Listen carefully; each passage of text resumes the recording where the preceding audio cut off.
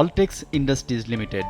Textile খাতের কোম্পানিটি পুঁজিবাজারে তালিকাভুক্ত হয় ১৯৯৬ সালে। দীর্ঘদিন ধরে বাজারে থাকলেও প্রতিষ্ঠানটি লভ্যাংশ ঘোষণা করেছে ২০১৬ সালে ৪% ও ২০২২ সালে মাত্র ১%। প্রতিষ্ঠানটির দীর্ঘমেয়াদী ঋণের পরিমাণ ৪ কোটি ৩২ লাখ ও স্বল্পমেয়াদী ঋণ ২৯ কোটি ৮৩ লাখ টাকা, আর পুঞ্জীগত লোকসান দাঁড়িয়েছে ২৫ কোটি ১ লাখ টাকা।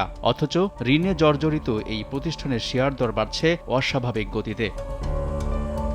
ডিএসইর তথ্য বলছে, গত ১২ ফেব্রুয়ারি অলটেক্সের প্রতিটি শেয়ারের দাম ছিল ১৮ টাকা ৮০ পয়সা। গত ২৯ এপ্রিল এই দর নেমে আসে ১১ টাকা ৭০ পয়সায়। এই সময় পুঁজিবাজারে লেনদেন চলেছে পতনের মধ্য দিয়ে। গেল সপ্তাহ থেকে বাজার চাঙ্গা হতে শুরু করলে গত ৫ মে এক লাফে বেড়ে ১৫ টাকা ৪০ পয়সায় উঠে কোম্পানিটির শেয়ার দর। এদিন দর বৃদ্ধির শীর্ষে উঠে যায় প্রতিষ্ঠানটি। শুধু এই প্রতিষ্ঠান নয়, লেনদেন ও দর বৃদ্ধির তালিকায় থাকা অধিকাংশ কোম্পানি জেড ক্যাটাগরি কিংবা লোকসানি। সাময়িকভাবে বাজার চাঙ্গা হলেও এসব কোম্পানির দাপটে বরাবরের মতো শঙ্কায় বিনিয়োগকারীরা।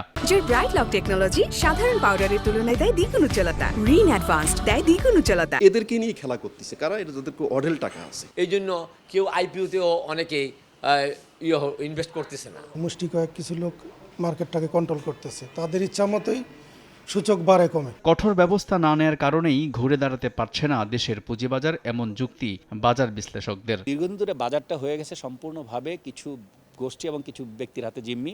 এটা নিয়ন্ত্রণ সংস্থা জানে, ওই ব্যক্তিরাও জানে, আর সাধারণ মানুষও জানে। এই জন্য কিন্তু এখন আমরা দেখছি প্রচুর মানুষ বাজার থেকে বের হয়ে যাচ্ছে। শেয়ার বাজারে লেনদেন ও মূল্যবৃদ্ধির তালিকায় খারাপ কোম্পানির এমন দাপট হতাশা ছড়াচ্ছে প্রাতিষ্ঠানিক ও ব্যক্তিশ্রেণীর বিনিয়োগকারীদের মধ্যে, এমনটি মনে করেন সংশ্লিষ্টরা।